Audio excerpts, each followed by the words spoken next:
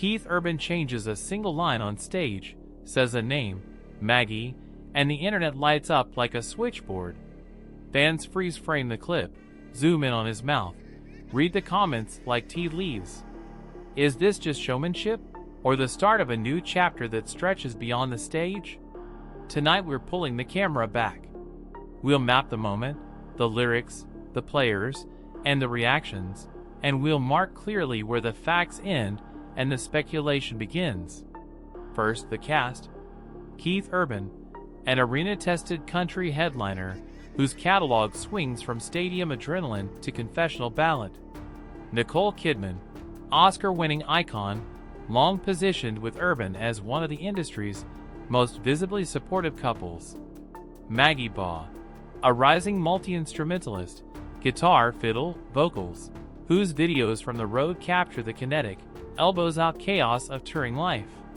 In 2025, Baugh appeared in multiple moments alongside Urban, guesting, jamming, and sparking the kind of side-stage electricity that cameras love.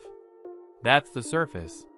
Beneath it is a fan base trained by years of Easter eggs to listen closely when Urban tweaks a line. Now, the clip that spun the rumor mill. In the viral snippets, Urban leans into a love lyric and swaps a generic baby for a very specific Maggie. It's brief, it's musical, and it's the sort of ad-lib that, in another world, would pass as a wink to the band. But this is 2025. Every syllable goes under glass.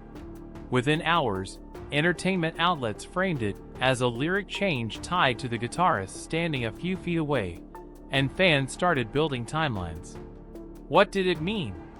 Was it flirty stagecraft, a shout-out to a colleague, or a breadcrumb towards something more? The only verified thing is the swap itself. The rest is interpretation. To understand why this tiny edit carries such weight, remember how Urban's audience learned to read his songs. He's always been open about the way real life bleeds into the writing, how a marriage can become a melody, and a fight can turn into a bridge that resolves only when the couple does. Fans don't just sing along, they annotate. So when an artist known for personal lyrics introduces a proper noun on a hot mic, even for a moment, people reach for context. Is this the harmless personalization pros used to juice a crowd? Or is it a meaningful nudge toward a post-tabloid future? We'll keep those questions in a glass case labeled hypothesis, not history. Which brings us to the broader backdrop, the relationship that shaped how millions hear Urban's love songs. News broke that Nicole Kidman filed for divorce after nearly 2 decades of marriage, citing a separation earlier in the summer. Coverage ranged from elegiac to breathless. The fans were just stunned. You can feel the jolt in the way they process the on-stage moment, with more sensitivity, more protectiveness, more worry. It's one thing to riff in a vacuum. It's another to riff inside a story people are grieving in real time. So let's isolate the music. Live shows are built to move. Tiny deviations, extra measures, altered pronouns, shouted names, are the grease that keeps a long tour from calcifying. Bandmates tease each other with callouts. Stars trade grins with the crew. Singers fold local references into the second verse just to watch the arena erupt. Personalization is normal. If urban country has a stage grammar, this is part of it. The reason it reads differently here is timing and framing. The lyric change arrived as headlines about a divorce framed every gesture as potential subtext. Same act, different weather. Who, exactly, is Maggie Baugh in this weather system?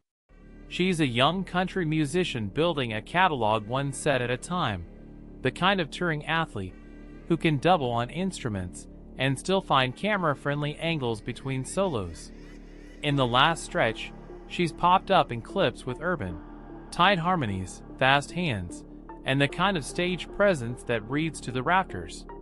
That's not unusual. Big-name headliners often spotlight younger players to widen the show's color palette. But proximity attracts storylines, especially in the splash zone of a public split.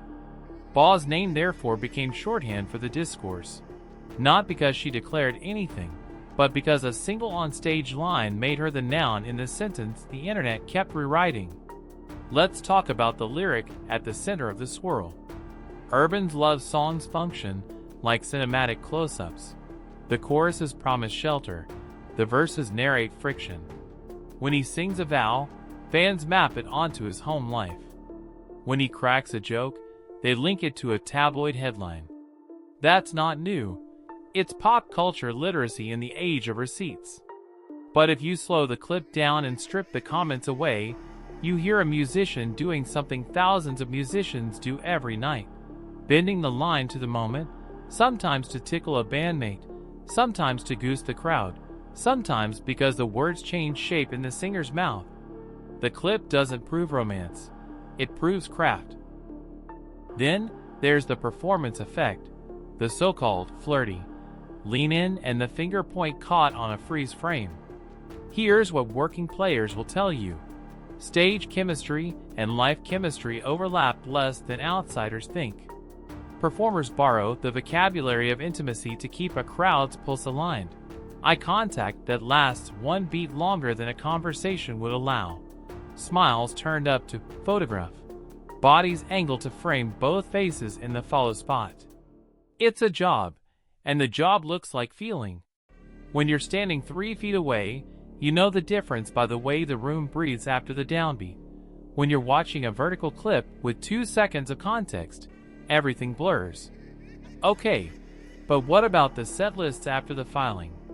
Fans swear they hear new shading in familiar songs, that certain numbers have been swapped, that the pattern between tunes tightens or loosens depending on the city. That's plausible. Artists make micro-edits when life changes, not always to send a message, but to manage their own nervous system. One country outlet even cataloged a few adjustments from Urban's first post-news shows, small but noticeable to diehards. That doesn't decode intent, it documents drift.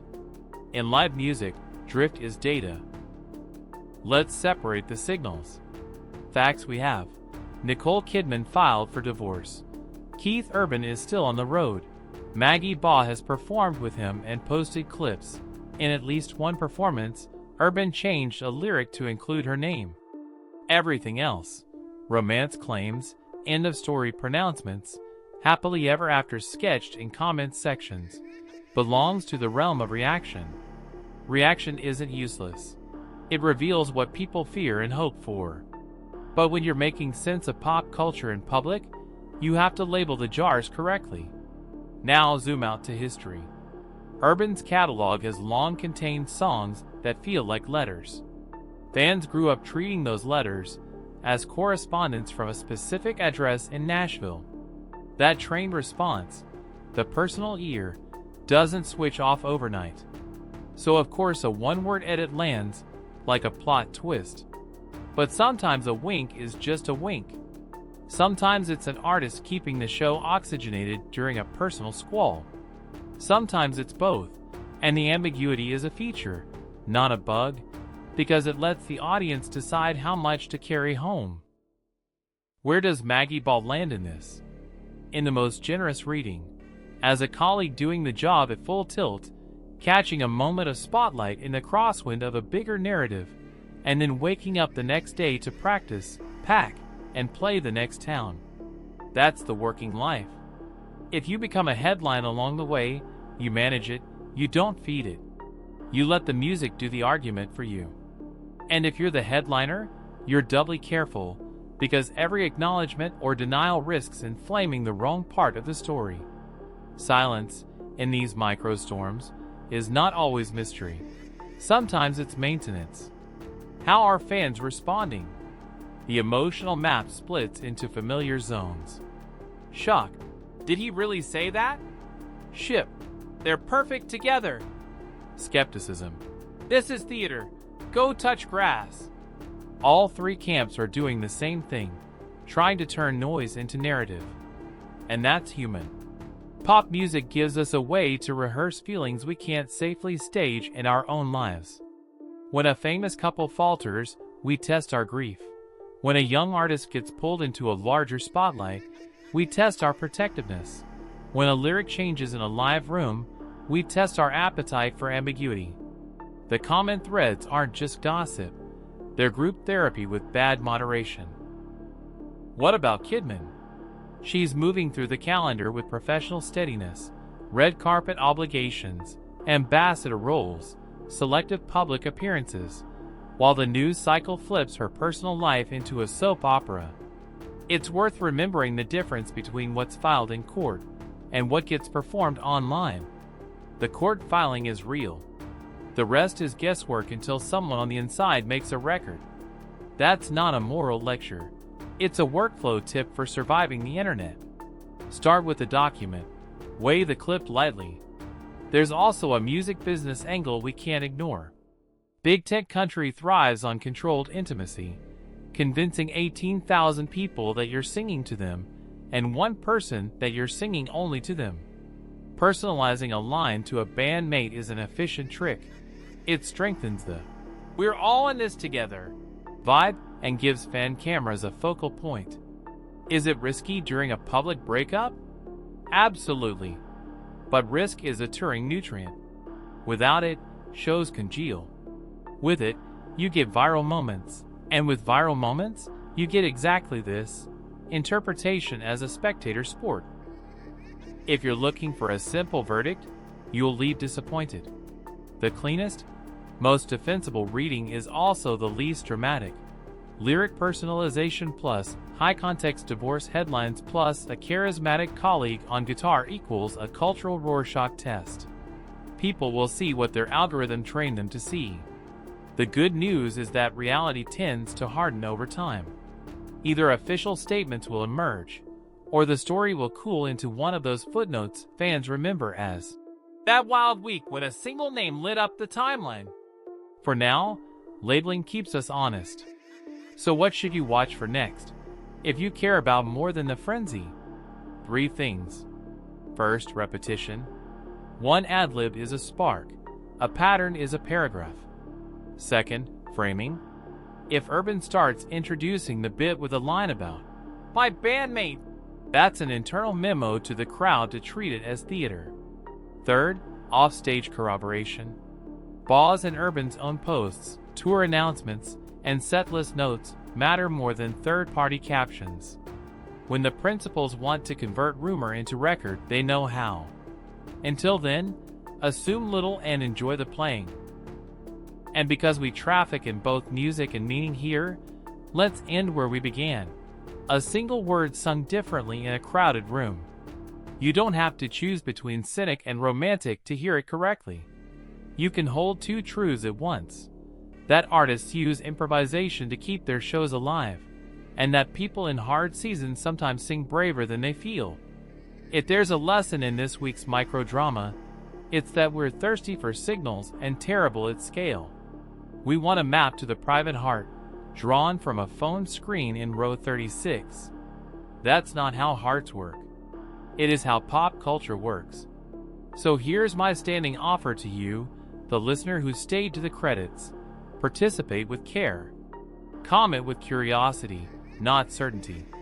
Ask for receipts without turning into a detective.